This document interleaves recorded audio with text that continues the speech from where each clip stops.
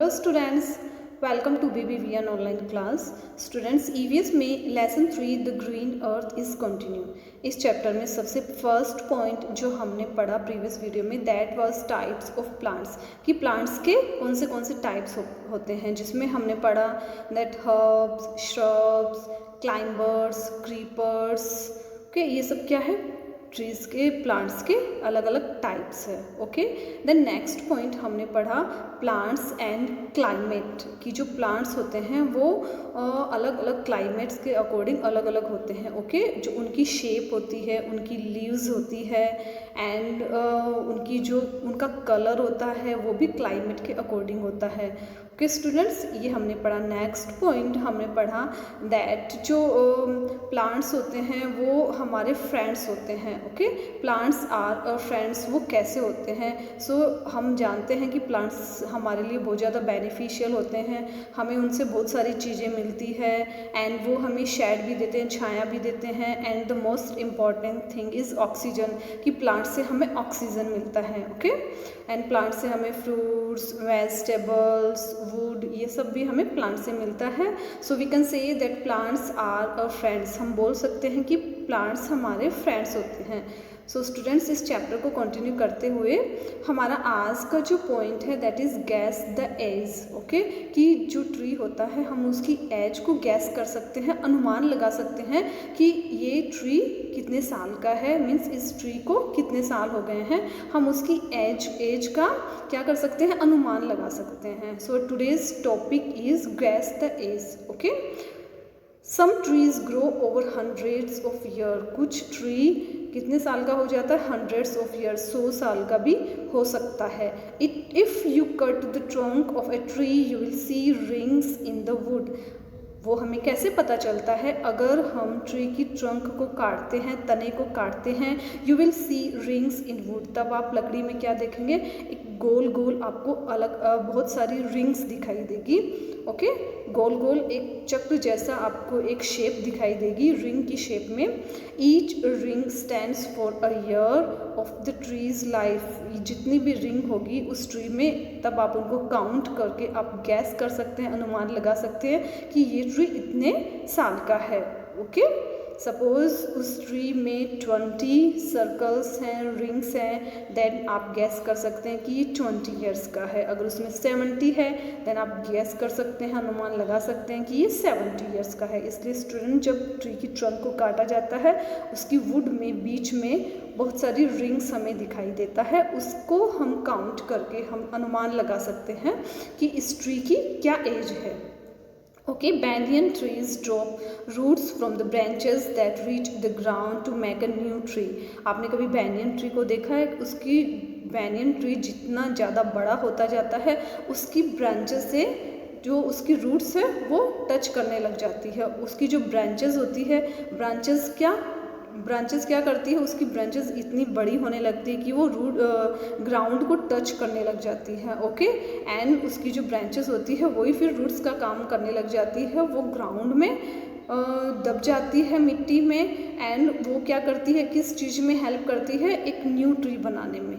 Okay students, उससे क्या हो जाता है, एक न्यू ट्री बनना स्टार्ट हो जाता है। These new trees are joint to the old trees, और ये जो न्यू ट्री धीरे धीरे ग्रो होता है, उगता है, वो किसको ज्वाइन कर लेता है, ओल्ड ट्री को।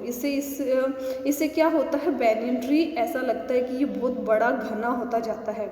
ओके स्टूडेंट्स, क्योंकि उसकी ब्रांचेस जैसे जैसे ये बड़ा होता जाता है उसकी ब्रांचेस झुकने लग जाती है एंड ग्राउंड को टच करने लग जाती है। Now come on the next paragraph. At times old and new trees join together to form a tree as big as a large room with roof made of leave. जैसे जैसे क्या होता है, at times old and new trees, जैसे जैसे क्या time बीता जाता है and old and new trees आपस में ज्वाइन हो जाते हैं, तब क्या होता है, ऐसा लगता है कि ये एक बड़ा रूम है, किससे बना हुआ, लीव्स से बना हुआ, एक बहुत बड़ा रूम जैसा लगने लग जाता है। ये बैनियन का ट्री ऐसा लगता है कि ये लीव्स से बना हुआ एक बड़ा रूम है। ओके स्टूडेंट, नेक्स्ट देखिए, at the botanical gardens near Kolkata there is a banyan tree which is almost 300 years ago. Okay, botanical एक गार्डन का नेम है जो कलकत्ता में है, ओके कोलकाता में है, दैट उस तो वहाँ पे क्या है, एक बैनियन ट्री है जिसकी एज क्या बताई जा रही है, 300 years। ओके स्टूडेंट्स, वो बैनियन ट्री कितने साल पुराना है, 300 years। ओके, नेक्स्ट हमारा पॉइंट आता है leaves. Plants make they own food when they get air water and sunlight. Plants को जब air water and sunlight provide हो जाती है, मिल जाती है, तब प्लांट्स क्या करता है, अपना भोजन खुद ही बनाता है। Okay, plants observe water and other nutrients from the soil through the roots. Plants क्या करता है, प्लांट्स जो सॉइल होती है उसके थ्रू से, सॉइल में जब जो उसकी रूट्स होती है तो रूट्स के थ्रू वो क्या ऑब्जर्व कर लेता है, water, observe water and other nutrients. उसको जो वाटर या फिर अलग जो पोषक तत्व होते हैं वो रूट्स की हेल्प से मिट्टी में जितने भी पोषक तत्व होते हैं उनको अपने अंदर ऑब्जर्व कर लेता है, सोख लेता है। Okay, the stem carries the nutrients to the leaves. फिर जो न्यूट्रिएंट्स रूट्स के थ्रू क्या करे जाते हैं, ऑब्जर्व किए जाते हैं, वो फिर पत्तियों तक कैसे पहुंचते हैं, स्टेम की हेल्प से। उसका जो प्लांट्स का तना होता है, तना उन न्यूट्रिएंट्स को लीव्स तक पहुंचाता है। Okay students, the stem carries the nutrients to the leaves. Stem उन न्यूट्रिएंट्स को लीव्स तक पहुंचाता है। The green leaves use sunlight to make food for the plants. उसके बाद ग्रीन लीव्स क्या करती हैं, सनलाइट की हेल्प से प्लांट्स के लिए फूड प्रिपेयर करती है। आए स्टूडेंट्स, सो लीव्स का इम्पॉर्टेंट वर्क कौन सा हो गया, इम्पॉर्टेंट सबसे महत्वपूर्ण काम कौन सा हो गया जो लीव्स प्लांट्स के लिए करती है, that is leaves prepare food for the plants with the help of sunlight. जो लीव्स होती है वो प्लांट्स के लिए सनलाइट की हेल्प से फूड प्रिपेयर करती है। ये लीव्स का सबसे इम्पॉर्टेंट वर्क हो गया। ओके स्टूडेंट्स, नेक्स्ट लाइन देखिए, so leaves are called a plants kitchen. इसलिए लीव्स को प्लांट्स की किचन भी बोला जाता है।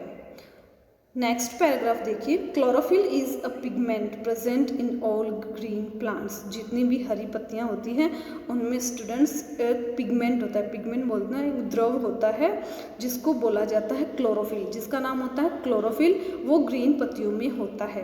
क्लोरोफिल एक ऐसा पिगमेंट है जिसकी वजह से ही पत्तियों का कलर ग्रीन होता है। Okay, it gives them green colour and helps them to make food.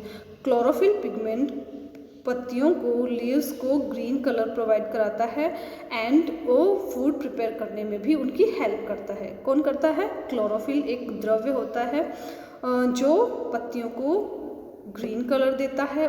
उस क्लोरोफिल की वजह से ही पत्तियों का कलर ग्रीन होता है और फूड प्रिपेयर करने में भी क्लोरोफिल उनकी हेल्प करता है। The method used by green plants to make food using sunlight is called photosynthesis. अब देखिए, जो लीव्स होती हैं वो सनलाइट की हेल्प से प्लांट्स के लिए फूड प्रिपेयर करती है। तो ये जो प्रोसेस होती है, इस प्रोसेस को क्या बोला जाता है, फोटोसिंथेसिस। ओके स्टूडेंट्स, इस प्रोसेस को बोला जाता है photosynthesis. Leaves help the plant to breathe. And सबसे नेक्स्ट इम्पॉर्टेंट जो वर्क है जो लीव्स करती है, that is leaves help the plant to breathe. Leaves plants को ब्रीथ लेने में, सांस लेने में भी हेल्प करती है। Okay, there are very small holes in the leaves called stomata. लीव्स के अंदर बहुत छोटे छोटे छेद होते हैं। आप बुक में डायग्राम देख रहे हैं एक लीव्स की। ओके, देन लीव्स में छोटे छोटे आप स्टोमेटा का डायग्राम भी देख रहे हैं। स्टोमेटा क्या है, छोटे छोटे छेद होते हैं जो हमें दिखाई नहीं देते हैं। Okay, there are very small holes in the leaves called stomata. Leaves में बहुत छोटे छोटे छेद होते हैं जिनको क्या बोला जाता है, stomata. Plants breathe through these holes. तो प्लांट्स इन होल्स की हेल्प से ब्रीदिंग लेते हैं, सांस लेते हैं। Carbon dioxide is required for plants to make food. Plants को फूड बनाने में किसकी आवश्यकता होती है, कौन सी गैस की आवश्यकता होती है, carbon dioxide. During photosynthesis plants take in carbon dioxide and give out oxygen. जब फोटोसिंथेसिस होती है, फोटोसिंथेसिस अभी मैंने बताया था किसको बोलते हैं, जब लीव्स प्लांट्स के लिए सनलाइट की हेल्प से फूड प्रिपेयर करती है। इस प्रोसेस को क्या आप क्या बोलते हैं, फोटोसिंथेसिस। ओके, सो फोटोसिंथेसिस का जब काम होता है तब क्या होता है, जो प्लांट्स होते हैं वो कार्बन डाइऑक्साइड को क्या करते हैं, अंदर लेते हैं एंड कौन सी गैस छोड़ते हैं, keep out oxygen. Oxygen gas को बाहर की तरफ छोड़ते हैं। ओके, कार्बन डाइऑक्साइड को अंदर की तरफ लेते हैं एंड ऑक्सीजन गैस को बाहर की तरफ छोड़ते हैं। We should always plant trees around us so that we can breathe clean air. So students, it's very much important कि हमें अपने चारों तरफ बहुत सारे प्लांट्स ग्रो करने चाहिए, जिससे क्या है, ऑक्सीजन हमें बहुत ज़्यादा मिलेगी, जिससे हम आसानी से अच्छी क्लीन एयर में ब्रीदिंग ले सकें, सांस ले सकें। ओके स्टूडेंट्स, सो इसमें ब्रीदिंग लेने में, हमारे एटमॉस्फेयर को क्लीन करने में प्लांट्स कितने ज़्यादा इम्पॉर्टेंट है, इसलिए जितना ज़्यादा हो सके हमें प्लांट्स ग्रो करने चाहिए। Okay students, so page number 22 हमारा कंप्लीट हो गया है। नेक्स्ट वीडियो में हम पेज नंबर 23 एंड 24 रीड करेंगे। सो ये पेज जो मैंने आज पढ़ाया है वो आपको अच्छे से रीड करना है। Thank you students.